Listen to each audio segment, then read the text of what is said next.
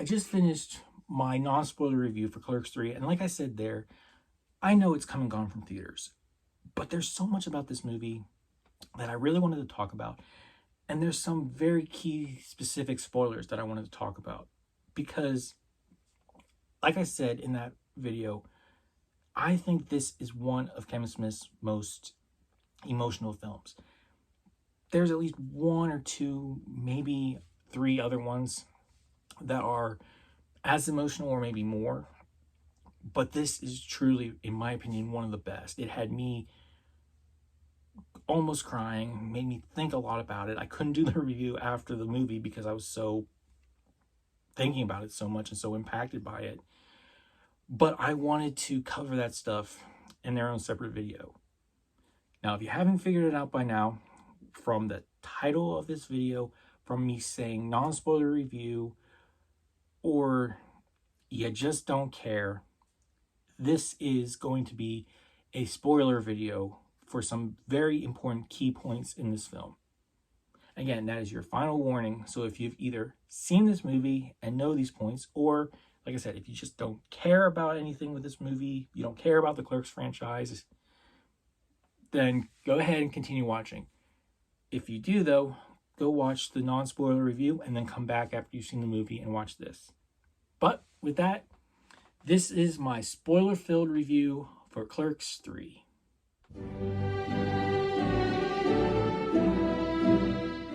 Right out of the gate, let's talk about one of the first major reveals and one of the major driving points of this film, and that's the fact that Rosario Dawson's character, Becky, has died, and apparently their child.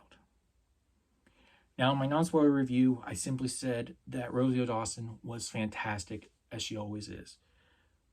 But she really stands out in this movie. She really stands out in this part. I mean, yeah, she's playing her character and she's a ghost, but the words she says to Dante are just so impactful. They really have a punch, but in a good way. They're encouraging. And yeah, it's in his subconscious, if you want to be honest, or if you believe in ghosts, seeing ghosts, she's there. But she is such a strong part of his life. You can just see how much of an influence she had on him from that second movie. We didn't need to see their marriage. We didn't need to see their relationship or their life together, though it would have been nice, because it would have been nice if she was still alive. But that's not what the story called for. And we didn't need to see that to understand just from his performance how much she meant to him and how important she was, how much she shaped the man he became, or in his mind, the man he didn't become.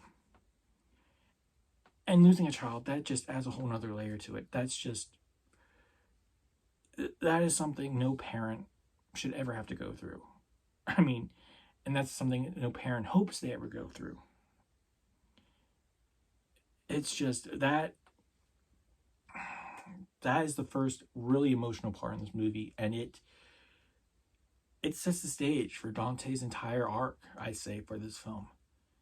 Even up until the probably the biggest part of the film, at the end, where he dies. Now, I will say, before we get into the seriousness of that, it is interesting that Dante's character, if you don't know, was supposed to die at the end of Clerks 1, which is why they make the joke about, you're going to kill my character off in the third act? They make that joke because Kevin Smith was going to do that. So, it kind of seems like a reference back to that moment, but it's also, I feel it's Kevin Smith saying, hey, we're done. I'm done with these corpse films. And him saying, I did what I wanted to do. Now, knowing Kevin Smith, he's going to do more things, and he's probably going to do more movies. But I just don't see another Clerks film happening. And that moment where he's going away and you're watching the film that Randall made. Now, part of me wishes we'd seen what they made, what he actually made. But what we end up seeing is Clerks. And you watch Randall watching it. You watch Dante with Becky watching the film, and then when they exit the movie theater, you just know that he's gone. And that whole graveyard funeral scene is just, I mean, just thinking about it, I'm lost for words. That's just how great it was and how powerful it was. Not great that it happened, but that was the big thing for me with this movie. I did not expect them to actually kill a character off. I didn't expect it to happen. It was a very powerful moment. And I'm actually kind of glad they did, because I know the movie wouldn't have had the same impact if Dante had lived. I hate to say that. I really do. But if we're being honest, that's why we remember it. Anyway, moving on to more pleasant thoughts about this film. Another thing is that Dante and Randall own the Quickie Mart. Kind of makes sense. I mean, it is strange that they're back to the exact same Quickie Mart, especially when they moved up in the world and Dante was supposedly moving up in the world and they're back here. But I guess you could say owning a place is a step up, even if it is the crappy shithole that you started working at that you hated all those years. But I mean, that's kind of interesting. You're kind of like, okay, well, where exactly did they get the money? Did they save up, and why this? That's the one thing they never really, at least to what I'm remembering, they never really discussed why they went back to this. They kind of hint that for Dante, he just wanted to go back to something he knew. He was so torn down, so distraught by losing his child and losing Becky, that he just went back to the easy life, shall we say, to the easy stuff that he knew. And that was running the Quickie Mart.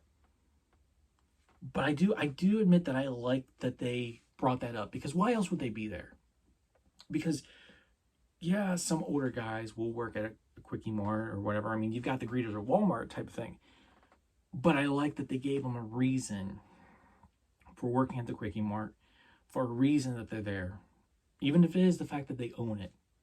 And I just think that works. And I think that's something that would have happened. Another one. Let's talk about Marilyn Giolti. I'm sorry, I know I totally butchered that name. Or Veronica's Return. The fact that they brought back both of the girlfriends, whatever have you, from that original film was interesting. And the way they brought her back was,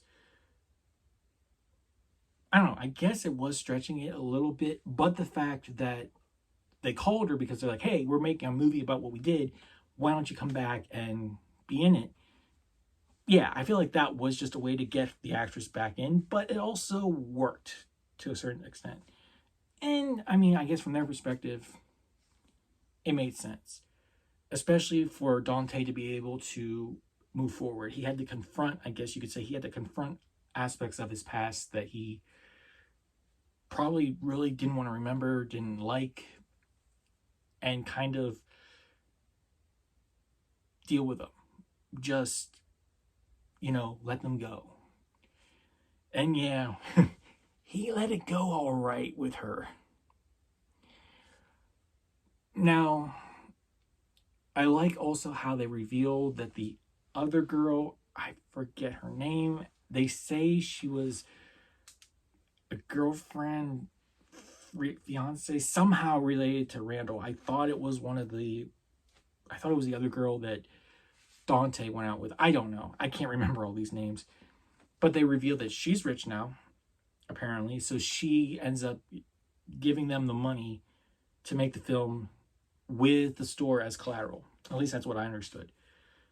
And that was a pretty ballsy move. That was a pretty gutsy thing. But it also showed how much faith Dante really had in Randall, even if they fought. And regardless of what happens at the end, it just showed that he had a lot of faith in Randall. Randall just, until the end, he really didn't understand or realize just how much Dante cared about him or how important his friendship was. So I do like that they went that route with getting the money, because we all know money is one of the hardest things to come by. It's also always causing problems for people. You never have enough, or if you do, there's always some other problem or something going on. And finally, I want to talk about Kevin Smith as Silent Bob being the director for Randall's film. I love this scene, and it is one of the moments I mentioned in my non-spoiler review that really was different for Silent Bob, and even Jay a little bit, than the norm. Because I love hearing Kevin Smith talk about why he decided to do that first film the way he did. But he does it in a fun, entertaining way through this character. Saying, oh, we're going to make it black and white. Like, it's looking through the cameras, the security cameras in the store. And I'm like, I actually never even thought about that. So it was nice going back the second time and watching it and trying to figure out exactly, where's the security camera for that footage and how do they see that? Immediately there are scenes that it's like, okay, clearly this isn't security footage. This is maybe a camera in the car somewhere. Who knows? But I like hearing why directors do the things they do, and putting it in a movie and having another character say it. It makes it all that more entertaining to me. And of course, final point, we got to talk about them recreating scenes from Clerks 1. Now, I didn't watch Clerks 1 or Clerks 2 again before seeing this film. I watched Clerks 1 afterward, and man, they nailed these scenes. I mean, I know Kevin Smith is directing this one, he directed that one, he's created the whole thing, he should know. But it just astounds me how accurately they got these shots redone. And some to the point that I thought, oh, this is just a continuation for this story. No, this is stuff that actually happened in that movie. So yeah, very, very impactful. But yet very entertaining, from the things we got with the old girlfriends, to Kevin Smith talking about the movie through Silent Bob, to the heartfelt stuff that Dante and Randall share, to the heartbreaking moments of death, going on without somebody, and then your own humanity, your own inevitability of life and death. Which, I'll say, that's something I'm not a fan of. I am not a fan of thinking or talking about that. But this movie definitely had a lot of impact, and it was very emotional with this stuff. But what do you think? Are there moments in this film that also carry the emotional weight for you that I either forgot or I just didn't mention? If so, go ahead and mention them down in the comments down below. Go ahead, spoil away. This is a spoiler-filled video after all. But also, while you're at it, don't forget to comment, like, subscribe. And as always, until the next video here at Fandom University, remember, enjoy what you love, read what you love, and let's all work for a better fandom. I'll see you next time.